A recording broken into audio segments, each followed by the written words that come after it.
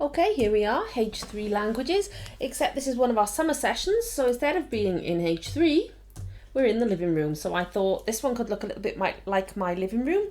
I don't have a beanbag and I don't have bunny slippers, but I'm sure I could work on that. Okay, so today we're going to look at how you would talk about a past holiday, and specifically using the perfect tense, the imperfect tense, the future tense, the two subordinating conjunctions weil and da, which both mean because and are both going to send our verb to the end, and using wenn for if, wäre for would be, hätte for would have, and our conditional tense to make some lovely language. Okay, so first thing I want you to do, in your workbooklet you've got this text. It is somebody describing their summer holiday and you've got some questions that go with it. So pause the video for a moment, have a go at the reading comprehension. When you're ready to go through the answers, press play again. Okay, so let's have a look at what we've got for our answers. So question 1 said, how long was Joachim in France? So we've got, ich war für eine Woche in Frankreich. So your answer for how long was Joachim in France is a week. Give yourself a tick if you got it right. Okay, what did he buy on the first day? So we've got our little clue here. Am ersten Tag, on the first day, habe ich Minigolf gespielt. Well, gespielt is played, so this is not about what he bought. Es war lustig, it was fun. Ich bin auch einkaufen gegangen. I went shopping, now we're getting there. Und ich habe ein T-Shirt und 5 Postkarten gekauft. And gekauft is bought. So what did he buy? He bought a T-shirt and 5 postcards. 2 points for this. So 1 point for saying that he bought a T-shirt and 1 point for saying that he bought 5 postcards. And give yourself 2 points. Okay, number 3, what did he do in the afternoon? Here's our clue. Am Nachmittag, in the afternoon, bin ich mit meiner Schwester wandern gegangen. So, bin gegangen, I went, and hopefully you remember that wandern, although it looks like the English word wandering, actually means to hike. So what did he do in the afternoon? He went hiking. If you manage to put with his sister, I'll give you a bonus point for that. Okay, how did it make him feel? Right, well, not very positive. Look, das war nicht so gut. Es war anstrengend. Und ich war sehr müde. Right, so the problem is that it was stressful, anstrengend. But then we've got ich war sehr müde. Well, müde is what we need then for how it made him feel. Because müde, hopefully you will remember, means tired. Okay, who thought the film was boring? Well, here we go. Am Abend habe ich einen Film gesehen. Es war sehr lang, so it was very long, und mein Vater dachte, es sei ganz langweilig. So his father dachte, thought, that it was quite boring. So who thought the film was boring? His father, 1 point. Okay, what was his accommodation like? Let's have a look. Wir haben in einem Hotel gewohnt. So he was in a hotel. Das Hotel war groß und modern. So 2 easy points there. What was it like? It was big and modern. Next question, what was his room like? So here we're on to mein Zimmer. Mein Zimmer war sehr bequem. That's something you could have put down. Es gab einen Fernseher, there was a großes Bett. Es gab einen Balkon mit Meeresblick. So 5 different pieces of information, you needed to choose 3. You could have your points for, here we go. Comfortable, 1 point. There was a television, so you could have a point for saying there was a television or TV. There was a big bed, 1 point if you put that. There was a balcony, a balkon. And it says mit Meeresblick, so it's a balcony with a sea view. As long as you've got 3 of those 5 pieces of information, comfortable, TV, big bed, balcony, sea view, then you can have points. Okay, what did he do every day? Right, now be careful. Yes, it says ich habe jeden Abend gut geschlafen, but that's jeden Abend. So every evening or every night he slept well. Das Essen hat mir gut geschmeckt. Here's your little cue here. Ich bin jeden Tag, every day. What did he do?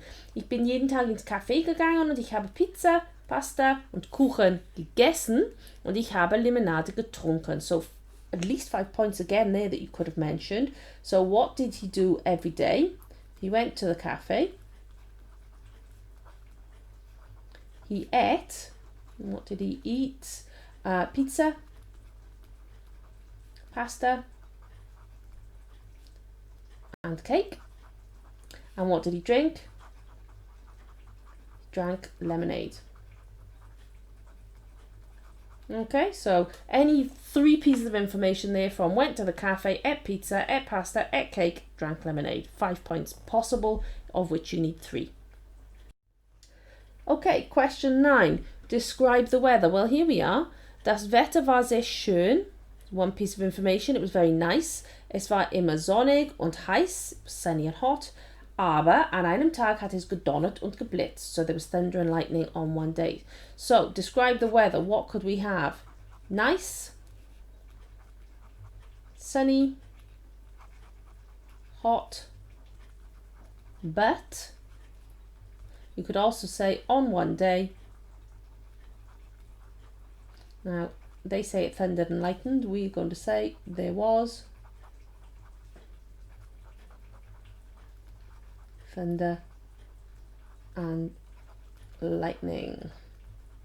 Okay, so any 3 from those. Okay, and question number 10. What are his plans for next year? So nächstes Jahr, here we go. This is our next year's plans. Fahre ich mit meiner Familie nach Spanien. So 2 pieces of information. He is going to Spain, or at least he plans to go to Spain. 1 point. With his family.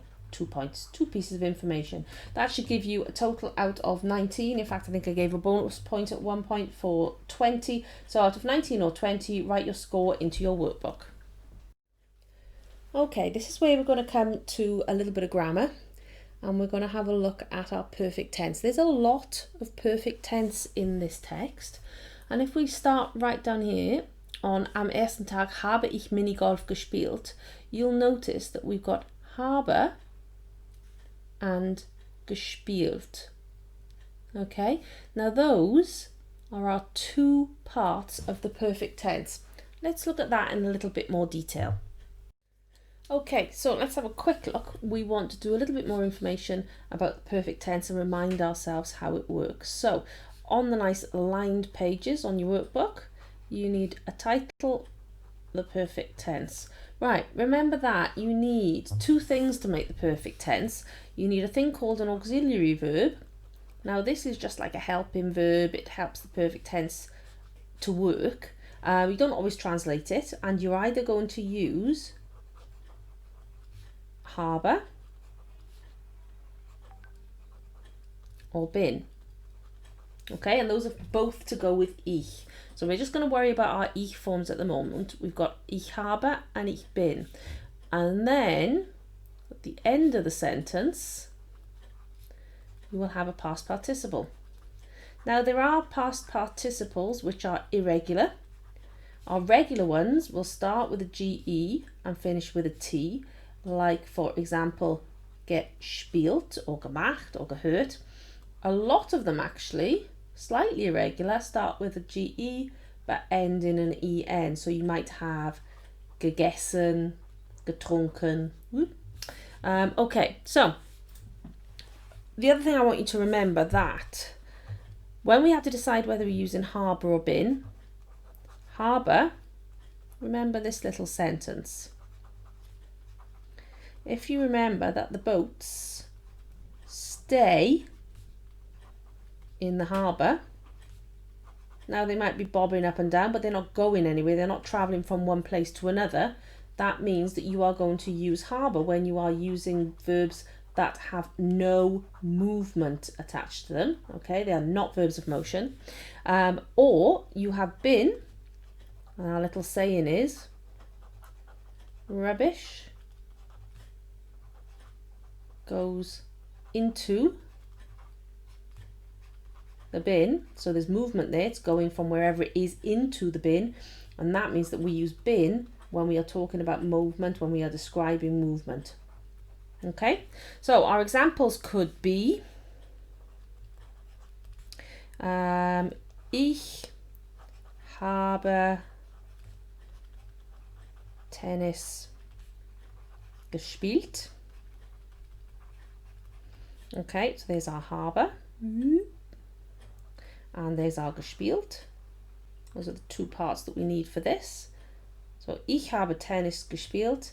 I played tennis. And ich bin, where should we go? Nach Deutschland. Ich bin nach Deutschland gefahren, which is I went to Germany. And then we've got bin plus gefahren. So we can join those two up because we show that they've got the two parts of the perfect tense.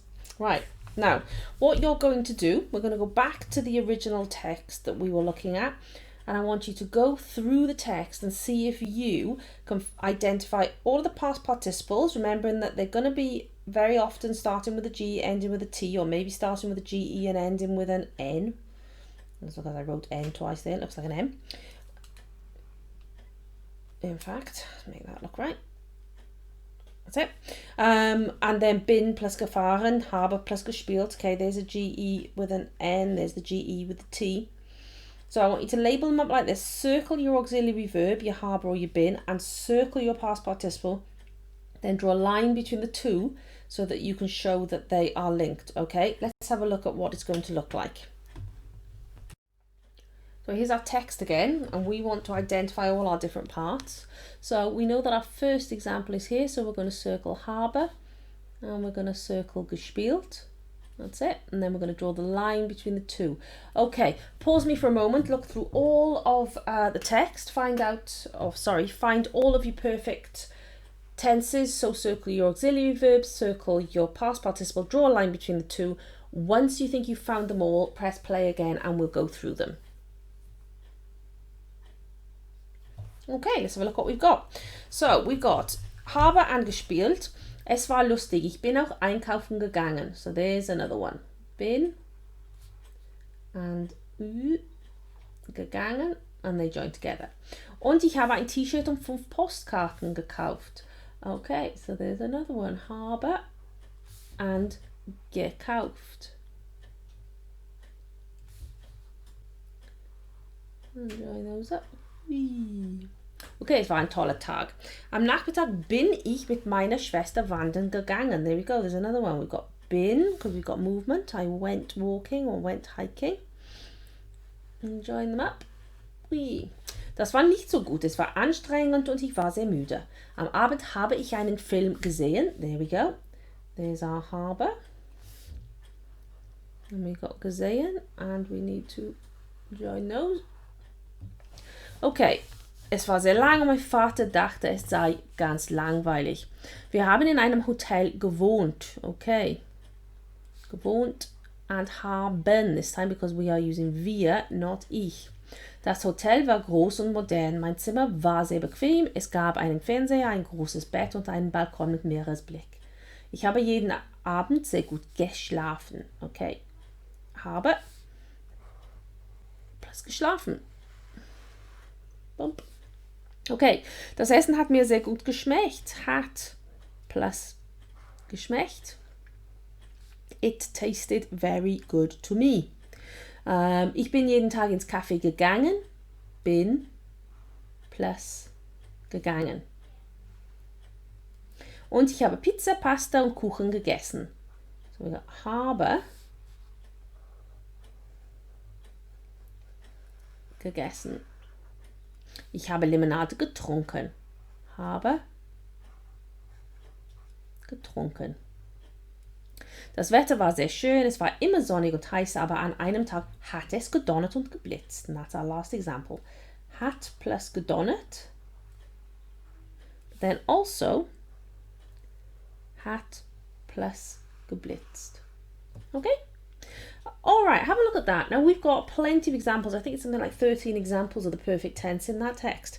But there is another tense, another past tense in there, and there is only one verb, but it is used, or actually that's a lie, there's two. It is used over and over and over again. Can you spot which word I'm talking about? That is a past tense word, not a perfect tense, but a past tense word, and it's used lots and lots and lots. It's an imperfect tense verb. Can you spot it? Okay, hopefully you'll all have been thinking, that's war. Look, war. Well, I find them all now. War, war, war, war, war,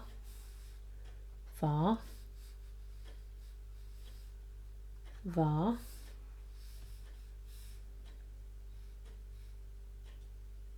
war, war. I think that's all of them. Might have missed one. Oh, yeah. War up here. Okay, so we're going to have a little look at the imperfect tense now. The imperfect tense is another past tense, and it would normally be used with some kind of time, some specific time in the past where this event happens. But for the purposes of GCSE, really, you just want to make sure that the examiner knows that you know it exists. The word that we kept seeing in the last text was ich war, which is I was. Now the nice thing about the imperfect tense is that actually the ich and the es form, so the he, she and it form, is the same. Now that means that if you learn one form like war, you can say ich war, I was. You can say war, he was, sie war, she was, and es war, it was. So you've got plenty of variety just from learning one simple form. For our purposes, we're going to have a look at some interesting irregulars. In fact, I think we'll go for 6 of them. We'll have ich war as number 1 because we're going to learn these off by heart to use. So we've got ich war, I was. The other one that you will hopefully remember having seen in class is ich hatte, which is I had. Nice ones that you can use for GCSE. It sounds a little bit rude, so it's easy to remember, is ich aß. So I ate. So you could say ich aß Pizza, ich aß pasta. Ich trank, easy to remember, not because it's rude this time, but because it looks very much like the English. Ich trank, I drank. Another one that's quite similar to the English, only one letter difference. Ich sah for I saw. But it's also the word that you would use for I watched. So ich sah einen Film. And then we'll do ich las. And some of you might pick up that that's probably come from lesen, which means I read. Ich las ein Buch. However, not everything is irregular. Some of them are regular. You've got spielen. So if you think about the fact that ich spiele means I play, only difference is this little T. So instead of an E on the end, it's a T-E on the end for I played. Number 2 could be ich mache meine Hausaufgaben. So if ich spiele became ich spielte, ich mache will become, that's right, ich machte. I did or made. What about I listen to music? Well, if that's ich höre Musik, if I listen to music, then that will be, well done, ich hörte Musik. I heard or I listened.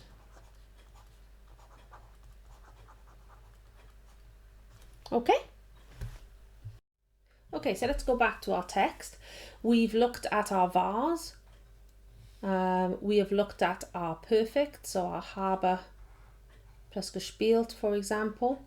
And I always tell you, when you need to do a piece of writing for GCSE, always remember to try and include 3 tenses. Try to make sure that you've got a past, a present and a future. Well, we've looked at 2 past tenses, haven't we? But we haven't got a future yet. Now, if we come all the way down to the bottom, We've got nächstes Jahr fahre ich mit meiner Familie nach Spanien. We know that that means next year I am going to Spain with my family. So we know we're talking about the future tense, but think very carefully about this. Which tense is that sentence actually in? Okay, hoping that you've spotted that fahre is actually a present tense, and we've done exactly the same in German there as we would do in English. The minute we say next year, we've got a future time phrase, we can just use the present tense. Nächstes Jahr fahre ich mit meiner Familie nach Spanien. Next year I am going, okay, with my family to Spain. Now that's one way to do it, but it's really nice to impress the examiner and try and add a proper future tense as well. So let's have a look at that now. Okay, so here we go. Next tense that we're going to look at is the future tense. This is where we're going to use ich werde. And ich werde means I will. Now, unlike English where you'd say I will play, and your verb for play will come after will, our verb that will go with our will in German has to go to the very end. So if I will play, then actually ich werde la la la la la in there, spielen at the end. And then the thing that you're going to play will go in the middle. So ich werde Tennis spielen. Think about how you would say I will read a book. You're going to start with ich werde. What comes next? That's right. You need to get ein Buch and then lesen at the end. And hopefully you've noticed that the verb that's going at the end's got this en on it. So we know that the verb on the end is an infinitive. So we know that that verb at the end will have an en or an n on it. Okay? And that's nice and easy. For the sake of your writing, I would make sure that you learn that it's ich werde. It's a slightly irregular verb.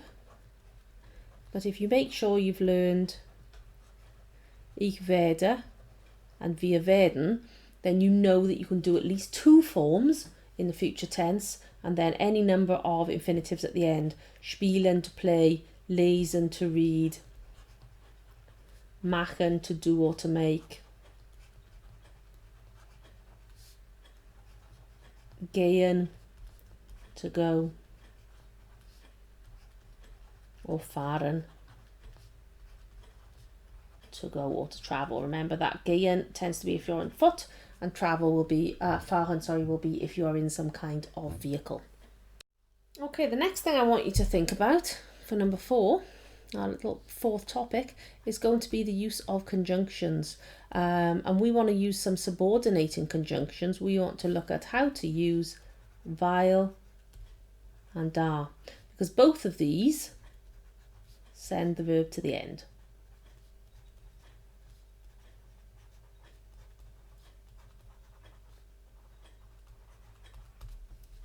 Okay, so let's have a look. If we want to join something together, perhaps we're going to say that next year I will go to Spain because it is sunny. Well, let's practice our future. Ich werde. And we know that we're going to travel, so let's get at the end straight away so we don't mess up our word order.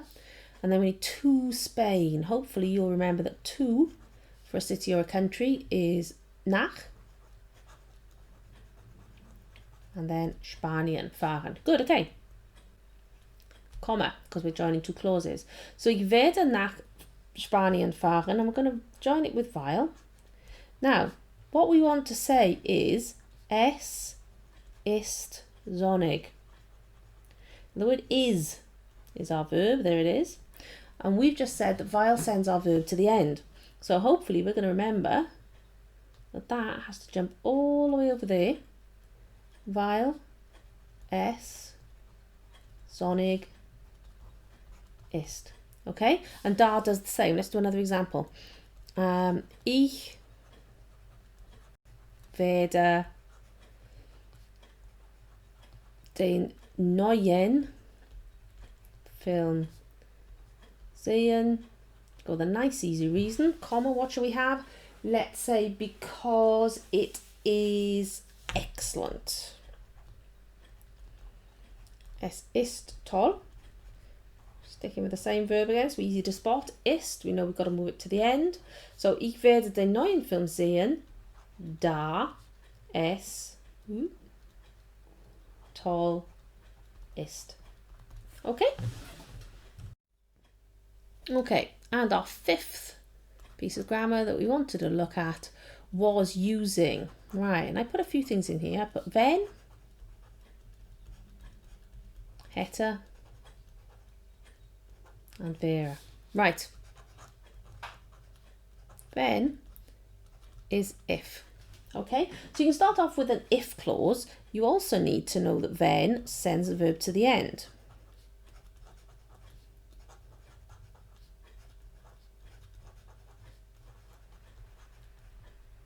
So, wenn es sonnig ist, nice and easy. Wenn, sending our ist to the end. Put a comma in. Spiele ich Tennis. Hoping that some of you will spot this from our lessons. We ended that clause on a verb. So then we have a comma. And then we have to start with a verb, which gives you a little inversion there. So you end up with spiele ich, not ich spiele. I'm hoping you will spot that as our verb, comma, verb. Now that's all fine. And we've got a lovely sentence there starting with wenn.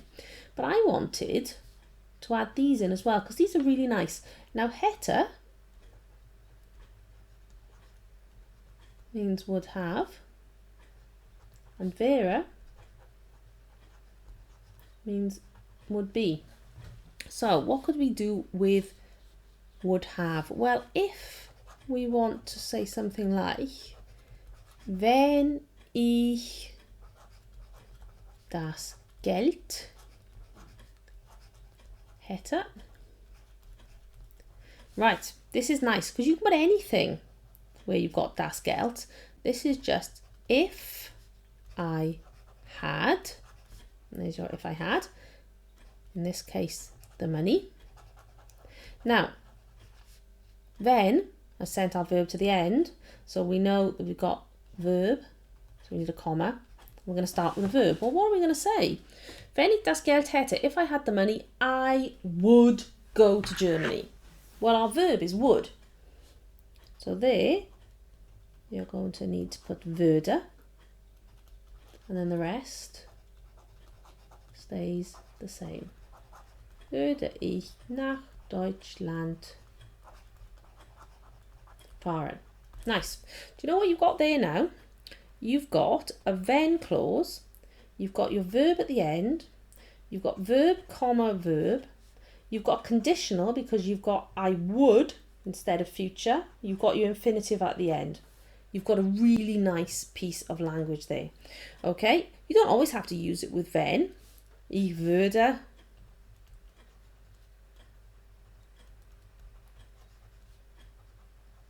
nach Deutschland fahren.